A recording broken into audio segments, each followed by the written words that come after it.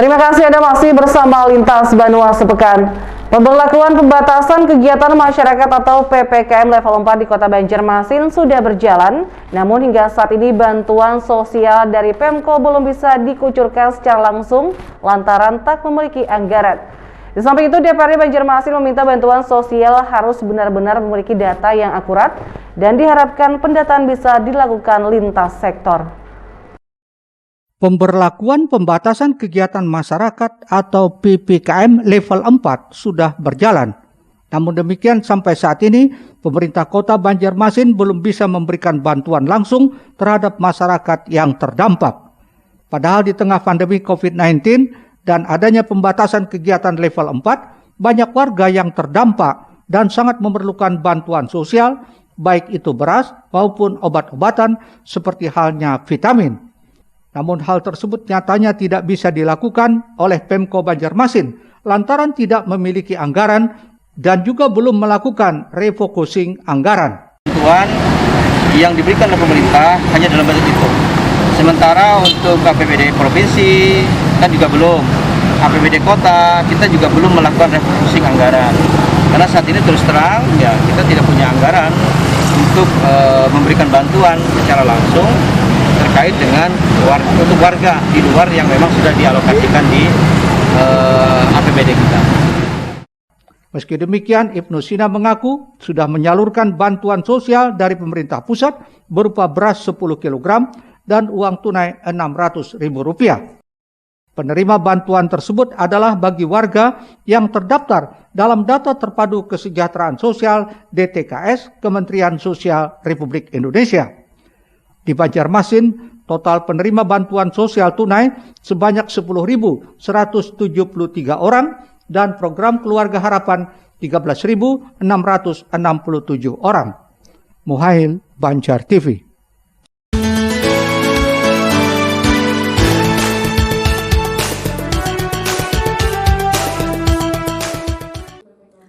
Sementara itu, dari rapat koordinasi DPRD bersama Badan Penanggulangan Bencana, Dinas Sosial dan Dinas Kesehatan dalam pelaksanaan pemberlakuan pembatasan kegiatan masyarakat PPKM level 4, di mana Dinas Sosial Kota Banjarmasin menyatakan bantuan pusat sudah mulai turun, yakni ada yang pada program Keluarga Harapan, PKH, dan juga melalui bantuan langsung tunai, BLT, juga ada masing-masing diberi beras 10 kg dari Bulog.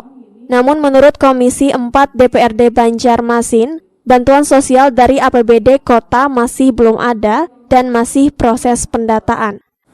Ya, harapan kami terhadap dampak sosial ini jangan sampai terjadi kita minta pendataan yang valid, yaitu untuk yang terdampak seperti tenaga kerja atau buruh dan lain sebagainya. Kita minta tadi sudah diinformasikan juga oleh Dinas Sosial bahwa nanti akan ada pendataan yang bekerja sama dengan lintas sektor, yaitu lintas dinas terkait. Dalam hal ini mungkin Dinas Tenaga Kerja dan Dinas Perdagangan dan kemudian Dinas Usaha Koperasi dan UMKM. Kemudian juga jangan sampai, kami ingin memastikan jangan sampai nanti untuk bantuan-bantuan sosial yang dikucurkan oleh pemerintah daerah ini jangan sampai salah sasaran, karena akan mengakibatkan krisis ekonomi bagi masyarakat kita, ya khususnya dari Kota Banjarmasin. Pihaknya menyimpulkan bahwa PPKM level 4 sama halnya PPKM darurat di daerah Jawa dan Bali. Ini untuk Kota Banjarmasin memang membuat pemerintah kota harus bekerja ekstra demi menangani peningkatan COVID-19. Risna, Banjar TV. Selanjutnya, Pemko Banjarbaru mendapat jatah dari Kemensos RI untuk membagikan bantuan beras kepada keluarga penerima manfaat PKH dan BST terkait penerapan PPKM level 4 bagi warga di Kota Idaman tersebut. Di samping itu, pemberlakuan PPKM level 3, pemerintah Kabupaten Balangan juga menyalurkan program bantuan beras sebanyak 99.680 kg yang akan didistribusikan untuk 9.968 keluarga penerima manfaat. Kota Banjarbaru saat ini melaksanakan PPKM level 4 dan sebagai konsekuensinya sangat berpengaruh pada perekonomian masyarakat. Untuk itu, pemerintah melalui Bulog wilayah Kalimantan Selatan membagikan beras dan uang tunai kepada masyarakat terdampak PPKM, keluarga penerima manfaat, program Keluarga Harapan, dan KPM Bantuan Sosial Tunai. Penyerahan bantuan tersebut secara simbolis dilakukan Wakil Wali Kota Wartono di Kelurahan Bangkal Cempaka dan Banjarbaru Utara belum lama tadi.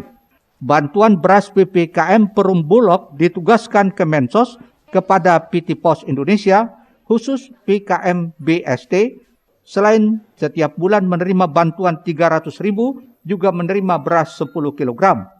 Kota Banjarbaru mendapat alokasi untuk 12.114 KPM, terdiri dari 4.194 KPM PKH dan 7.920 KPM BST. Penyalurannya dimulai 26 Juli, dibagi ke setiap kelurahan. Wakil Wali Kota Banjarbaru Wartono menyampaikan terima kasih kepada Presiden RI melalui Kementerian Sosial dan berharap dapat dimanfaatkan dengan sebaik-baiknya untuk memenuhi kebutuhan sehari-hari. Jadi alhamdulillah sampai hari ini yang kita monitor baik di Bangkal, Kelurahan Bangkal, Kelurahan Cempaka maupun di Kelurahan Kemuning yang ada di kantor pos ini berjalan lancar. Ada selisih penerimaan, Pak?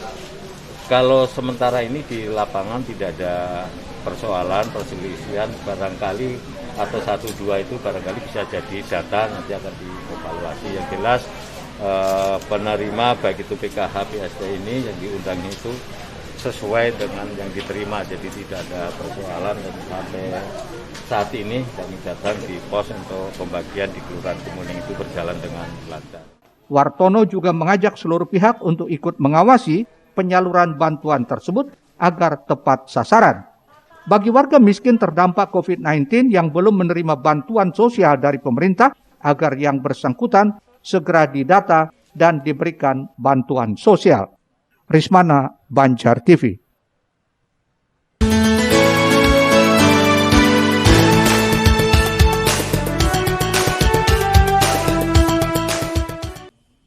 Bantuan beras sebanyak 99.680 kg siap dibagikan kepada 9.968 keluarga penerima manfaat untuk program bantuan beras masa PPKM 2021 di halaman kantor Pos Paringin, Kamis 29 Juli 2021. Penyaluran bantuan beras ini ditujukan untuk mengurangi beban pengeluaran serta penguatan ketahanan pangan masyarakat yang terdampak karena adanya PPKM.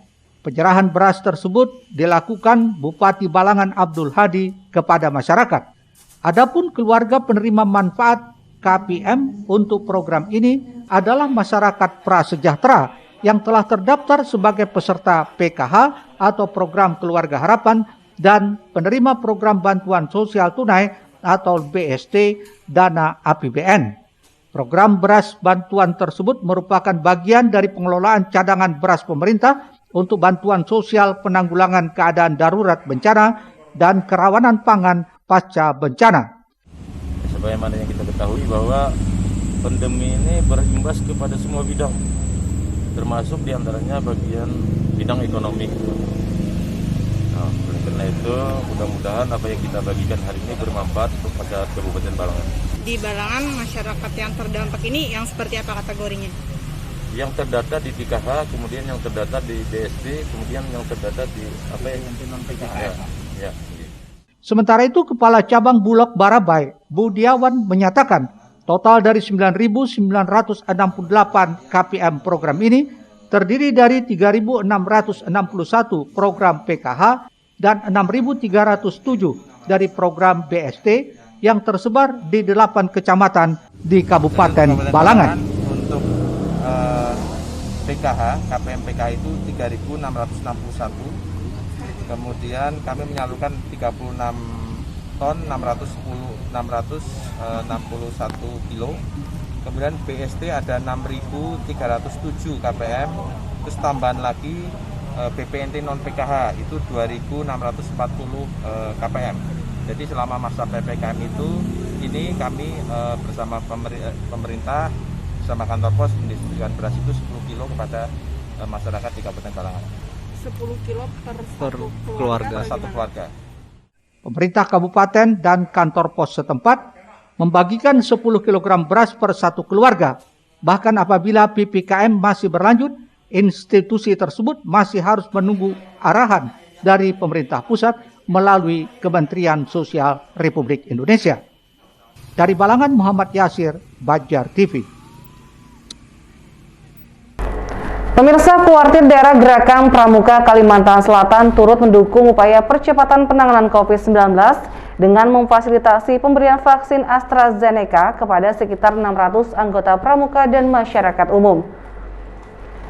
Di samping itu, sebelum pelayanan penyuntikan dibuka juga dilakukan penyerahan bantuan masker serta keperluan penambah imunitas tubuh agar masyarakat senantiasa disiplin protokol kesehatan.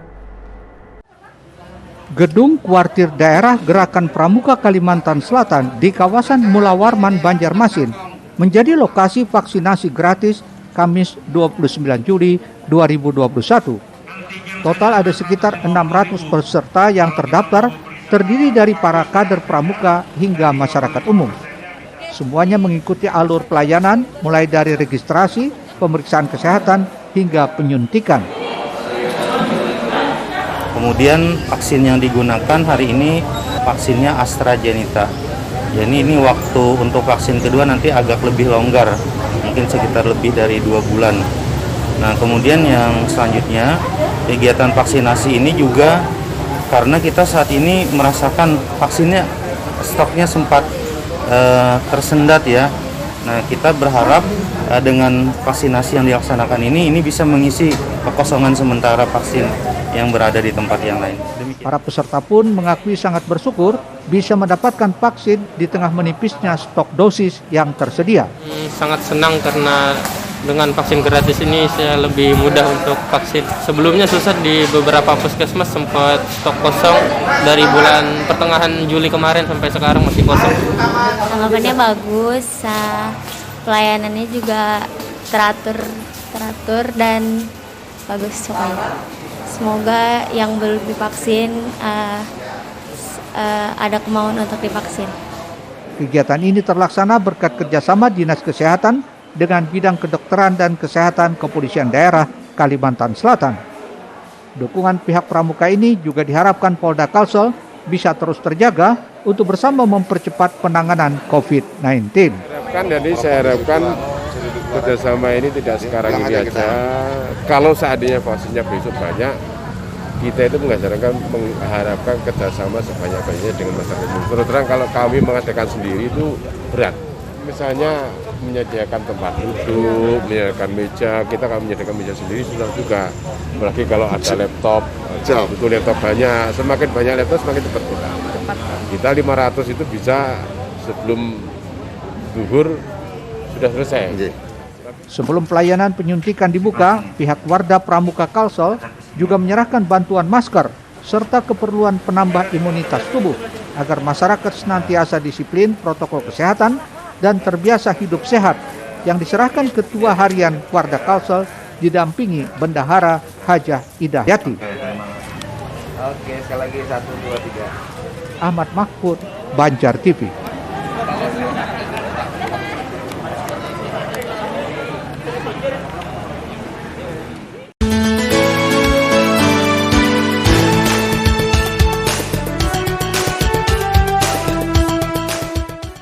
Selanjutnya, dampak meningkatnya penyebaran COVID-19 di Kota Banjarbaru membuat pengusaha sewa pakaian pengantin mengalami penurunan omset lantaran tak sedikit konsumen yang membatalkan acara resepsi pernikahan. Dan M. Zaini, pengusaha penyewa baju pengantin, berharap situasi bisa kembali normal sehingga tidak perlu lagi ada perpanjangan PPKM dan masyarakat bisa kembali beraktivitas tanpa pembatasan. Dampak penerapan PPKM level 4 di Kota Banjarbaru tidak hanya dirasakan oleh pengusaha setempat, tapi juga dirasakan sejumlah pengusaha di kabupaten tetangga, yakni Kabupaten Banjar. Salah satunya adalah pengusaha penyewaan baju pengantin yang ikut terdampak penerapan PPKM level 4. Lantaran salah satu butir dari PPKM tersebut melarang adanya pesta resepsi pernikahan. Menurut M. Zaini, penjual dan yang menyewakan perlengkapan pengantin di Pasar Batuah Martapura, dalam sepekan ini sudah puluhan konsumen yang berasal dari kota Banjarbaru membatalkan sewa baju pengantin. Pembatalan ini membuat pengusaha penyewaan baju pengantin mengalami kerugian cukup besar. Selama berlakunya PPKM drastis menurun karena banyak acara peresmian pengantinan itu diundur atau ditunda. Jadi yang tadinya mau menyewa di-cancel mau? Jadi di-cancel, kada tahu lagi kapan tanggal pastinya. Dalam seminggu ini ada berapa konsumen yang mau cancel mah? Yang sementara ini yang sudah melapor ada berapa? Mungkin sudah hampir 10 lah. Dampaknya kayak apa? Dari the cancel itu apa dampak yang kalian rasakan, Bang? Ya tentunya penghasilan lah yang menurun. Sebelumnya Bang sebelumnya pandemi ini. Sebelum pandemi ya alhamdulillah karena kada ada halangan lancar terus intinya. Mewakili pengusaha lainnya, Jaini berharap situasi bisa kembali normal sehingga tidak perlu lagi ada perpanjangan PPKM dan masyarakat bisa kembali beraktivitas tanpa pembatasan. Ahmad Ramadhani, Banjar TV. Selanjutnya kita simak Komisi 3 DPRD Banjarmasin sidak pembangunan jembatan HKSN setelah pariwara berikut.